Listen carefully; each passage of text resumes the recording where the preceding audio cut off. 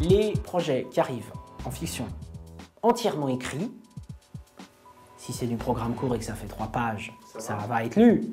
Le scénario de 80 ou 100 pages, il ne sera pas lu. Il faut un pitch, il faut un synopsis. En télévision, encore plus, la chaîne va de toute manière demander des modifs. La chaîne, à la limite, le producteur, pour pouvoir présenter le projet à la chaîne, va lui mentir. Le scénario, on ne dit pas à la chaîne que le scénario a déjà été écrit. Et la chaîne, après, elle va, à la lecture du synopsis, dire éventuellement, si on a de la chance, ça m'intéresse, allons-y, écrivons le scénario. Et là, le scénario arrivera un peu plus vite. Mais on fera quand même, sur ce produit fini, il faut montrer qu'on est au moins ouvert à la discussion sur le faire évoluer. Voilà. Parce que le producteur, lui, il a une expérience des chaînes. Il sait ce que les chaînes recherchent. Ce qu'elles recherchent à un instant T, c'est pas forcément ce qu'elles sont en train de diffuser. Les chaînes travaillent à 1 an, souvent. Voire 2. En ce qui concerne le service public, en plus, les directions de ces chaînes et les chargés de programme changent souvent. Donc tout ce monde-là change souvent d'avis. Donc ça prend du temps. Donc c'est pas parce que, même s'il faut être conscient de ce qui passe sur France 5, sur Arte ou sur M6 à un instant T, ça veut pas dire que c'est ce qu'ils cherchent aujourd'hui pour le diffuser dans 1 an. Donc c'est pour ça que le producteur est nécessaire au développement du projet. C'est que de l'humain. Il y a des relations régulières où on cherche à savoir ce qu'ils cherchent, la tonalité. Il y a des moments où on arrive avec des projets qu'on a en général envoyés avant et puis on en reparle lors du rendez-vous suivant. Et il y a les relations des rendez-vous un peu off lors des marchés, des festivals où le producteur rencontre les diffuseurs et à ce moment-là on glane pas mal d'infos. Peut-être plus qu'à des moments plus formels. Il y a des projets qu'on a développés, présentés aux chaînes pendant 15 ans en représentant tous les 3 ans en fonction des gens qui avaient changé dans les chaînes, on représentait le projet parce qu'on continuait d'y croire. C'est très rare, mais c'est arrivé. Il y a des projets sur lesquels on va avoir une réponse rapidement, des choses, il suffit de le pitcher à la chaîne et la chaîne dira non, laisse tomber, c'est même pas la peine que tu m'envoies le texte. Des choses où on envoie le texte et où on reçoit une lettre type, votre projet va être lu, et 6 mois plus tard, on reçoit la réponse négative. Quand ça les intéresse, ils répondent en fait beaucoup plus vite. Parce qu'il faut que ça soit produit maintenant pour être à l'antenne à telle date. Alors, à telle date, ça veut dire dans 1 an. Hein. Mais en documentaire, il y a parfois des chaînes qui répondent juste pas. Et les producteurs, eux aussi, relancent. Ils sont obligés d'être saoulants. Et en général, relancer, ça veut juste dire obtenir que le projet soit remis au-dessus de la pile. Il ne faut pas oublier que le producteur est dans la même position que l'auteur, que le réalisateur, vis-à-vis des chaînes. Les chaînes aussi trouvent que les producteurs qui les harcèlent, qui leur demandent alors, sont saoulants.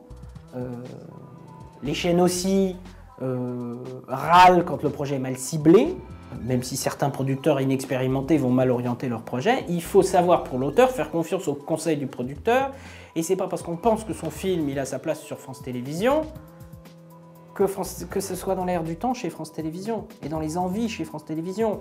Parfois, à un instant T aussi, même si ça a sa place sur la chaîne elle est déjà pleine de telle catégorie de films, et à l'instant T, pendant quelques mois, c'est pas cette catégorie de films-là qu'elle va commander.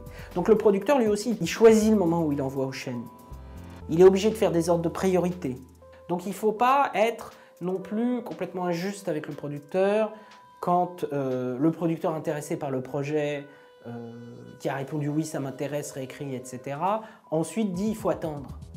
Parfois, il faut attendre parce qu'il faut attendre le bon moment pour le proposer. Parfois, il faut attendre parce qu'il a été proposé, mais il ne faut pas relancer tout de suite. Pour les réalisateurs, ce n'est pas la peine d'envoyer aux chaînes. Ça ne sert à rien d'envoyer un projet à une chaîne. C'est du temps perdu. Les chaînes veulent s'adresser à des producteurs. Sauf peut-être dans le cas d'une toute petite chaîne Mais à ce moment-là, on ne vend pas un projet, on se vend soi-même et on veut devenir salarié et on fait candidature pour travailler dans la boîte. Sur la recherche de projets et le développement, ça dépend des boîtes. Il y en a qui sont plus enclines à être particulièrement proactifs sur les projets, il y en a d'autres un peu moins. Mais dans toutes les boîtes, il y a les deux. Des projets qui arrivent, qu'on reçoit, les idées qu'a le producteur et qu'il aimerait faire développer. Il y a des boîtes, évidemment, qui se sont fait une institution de regarder l'almanach. Dans 3 ans, ça sera la commémoration de tel anniversaire, de la mort d'un tel, ça sera l'année de la Chine, le Japon ou l'Argentine. Voilà. Sur le choix du réalisateur, sur le choix du projet, si le producteur a une idée et qu'il veut la faire travailler par quelqu'un, là il va s'adresser à quelqu'un avec qui il a déjà travaillé et avec qui ça s'est bien passé. Sur un projet extrêmement classique pour une chaîne hertzienne lourde, on va même s'adresser à quelqu'un d'expérimenté.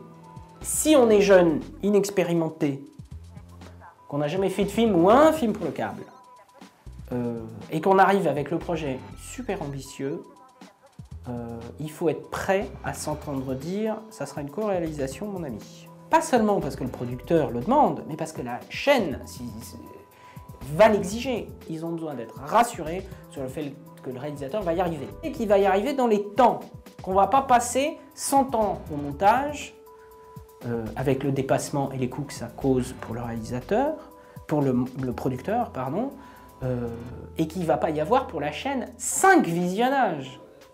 Donc, ils ont besoin d'être assurés, d'avoir un réalisateur expérimenté. Voire, dans certains cas, ça va dépendre des producteurs, selon qui sont plus durs ou moins durs, pas réalisateur, mais auteur seulement. Alors, auteur seulement, ça pose le problème qu'il n'y a pas de salaire, donc pas d'acédique du spectacle.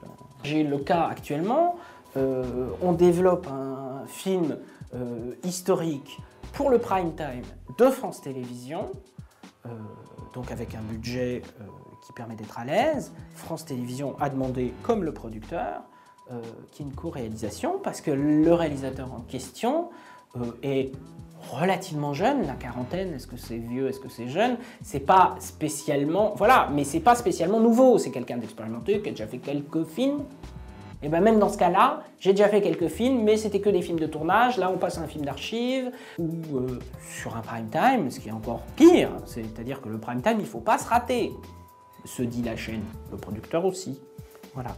Donc, il faut être prêt à co-réaliser. Et ce qu'il faut savoir aussi, c'est qu'un producteur, quand il développe, que ce soit en fiction ou en documentaire, dans le meilleur des cas, c'est un projet sur 10. Souvent, ça va être un sur 20. Et ça, c'est sur ceux que le producteur a retenu, qu'il a sélectionné dans tout ce qu'il a reçu. L'auteur, le réalisateur qui envoie un projet, il a une chance sur 50 peut-être de voir un film au bout.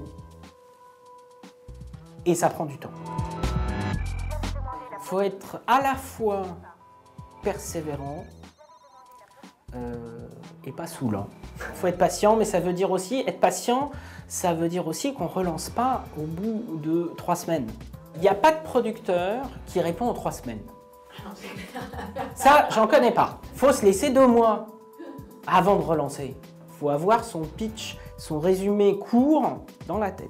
On peut croiser des gens en ville, dans un dîner, ou à l'occasion d'un festival, et puis à ce moment-là, la discussion s'engage.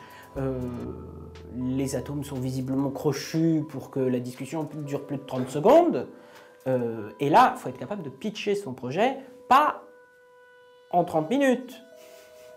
Il faut savoir le vendre en 3 minutes. Et tenir compte un petit peu du marché tel qu'il est. Ça veut juste dire qu'il faut penser un petit peu marketing. C'est pas parce qu'on fait du documentaire, c'est pas parce qu'on fait de l'art, de la culture, que le marketing c'est un gros mot. Marketing, ça veut juste dire comment, pour traiter mon film, traiter mon sujet, raconter mon histoire, comment je vais la présenter, comment je vais la vendre. Alors c'est pas mal de s'associer avec quelqu'un de reconnu.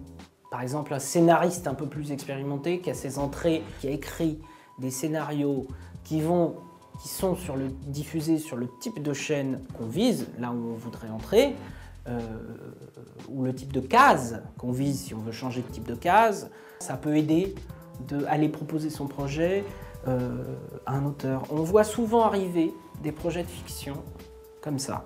il y a un scénariste et un réalisateur qui co-scénarisent ou pas, qui arrivent ensemble. Après, il y a le travail des agents. Vous avez des agents qui prennent rendez-vous avec les producteurs avec qui ils aiment travailler, ou là où ils savent qu'il y a un potentiel pour tel type d'auteur. Un bon agent, c'est celui qui sait mettre en relation les personnes, qui a un regard sur l'éditorial, qui a lu les textes des auteurs. Il faut trouver un agent qui va un petit peu proposer vos projets aussi, si vous n'y arrivez pas tout seul. Oui, passer en festival, c'est très important pour un réalisateur, beaucoup plus que pour un producteur. Le producteur, lui, il veut les festivals majeurs. Le FIPA, Banff au Canada, le Festival de la fiction de La Rochelle, Locarno, il y en a d'autres, mais c'est là que les prix sont importants. Le premier prix du documentaire au Festival du film gay lesbien de Paris, le producteur il s'en fiche un peu, ça fait plaisir surtout aux réalisateurs.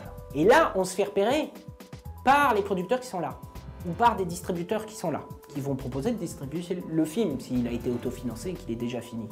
Il vaut mieux aller en festival que sur un marché comme le Sunnyside, le MIP, où il y a des réalisateurs et des comédiens, et souvent, ça va être la partie saoulante. C'est-à-dire que quand on est producteur et qu'on va à ces endroits-là, les rendez-vous qu'on a, ils sont avec les chaînes.